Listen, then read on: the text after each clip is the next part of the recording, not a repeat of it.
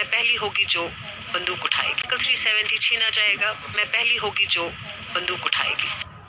ये जो मोहतरमा आप देख रहे हैं ये भारतीय जनता पार्टी की लीडर रही हैं और आज इस समय एक बहुत बड़ी पोस्ट जो है गवर्नमेंट की वो संभाल रही हैं। सर हिना भट्ट जी मौजूद हैं। इनका अगर आपको स्टेटमेंट याद हो 370 अगर आर्टिकल हटेगा तो और कुछ नहीं, सबसे पहली गन जो है वो मैं उठाऊंगी। चलिए। 370 छीना जाएगा, मैं पहली होगी जो बंदूक उठाएगी।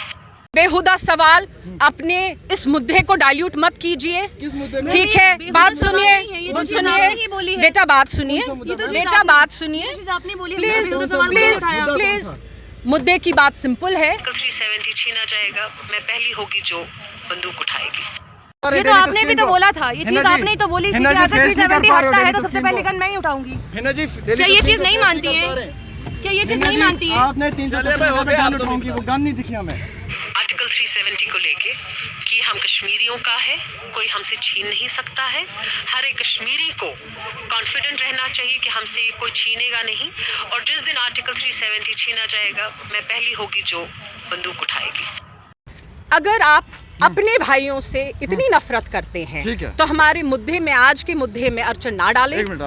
आज का हमारा मुद्दा इतना है कि Jammu Kashmir khadi village industry board की जो स्कीम्स हैं वो लोगों तक पहुंचे। पॉलिटिकल मुद्दे के लिए आप दोबारा मेरे साथ मैम पॉलिटिकल मुद्दा नहीं है, क्योंकि 370 हटने से कहा जा रहा है कि जितनी भी नौकरी है वो चली गई है, नौकरियां मिल नहीं रही हैं, जो नौकरियां पहले मिलती थी वो आजकल मिल नहीं रही है। ये तो नौकरियों की बात है, ये तो रोजगार की ही बात है। आप नौजवानों के साथ हमें तो रोजगार की ही तो बात है। ये तो आपने भी तो बोला था, ये चीज आपने ही तो बोली थी कि अगर 370 हटता है तो सबसे पहली गन मैं ही उठाऊंगी। क्या ये चीज नहीं मानती है? क्या ये चीज नहीं मानती है? आपने 370 गन उठाऊंगी, वो गन नहीं दिखी हमें। क्या मैम ये चीज नहीं मानती हैं? अब रोजगार के लिए कोई बात नहीं होगा। मैं ऑलरेडी आपसे प्रेस कॉन्फ्रेंस में मिल चुकी हूँ। ये बेहुदा सवाल, अपने इस मुद्दे को डाइल्यूट मत कीजिए, ठीक है? बात सुनिए, बेटा बात सुनिए, बेटा बात सुनिए, प्लीज प्लीज प्लीज। मुद्दे की बात सिंपल है। जो मुद्दा आज का हमारा था, खादी विलेज इंडस्ट्री बोर्ड क्या काम कर चुकी है, क्या काम कर रही है। लीडर नहीं है, प्लीज पहले बात सुनिए। आपके ऐसे सवाल से कोई फर्क उससे ना तो आपने इलेक्शन नहीं लड़ा है बेटा जी, ना तो आप सर्टिफिकेट दे रहे हैं मुझे। अच्छा मेरी बात सुनिए। नौजवानों के लिए बात करनी चाहिए। कर रहे हैं, हम काम कर रहे हैं, हमें बात करने की जरूरत नहीं है, हम काम कर रहे हैं। NYC, रैबरेक, खेल, डेंटल, डॉक्टर सब रोडों पे। आपने अपनी सरकार से कभी पूछा? आप ऑलरेडी सुन चुके हैं मेरी प्रेस कॉन्फ्रेंस में सारी डिटेल। ऐसे नहीं दिखा मैम, आपके पास गट्स नहीं है मुझे फेस करने के लिए। ये चीज गलत नहीं है। सवाल तो जो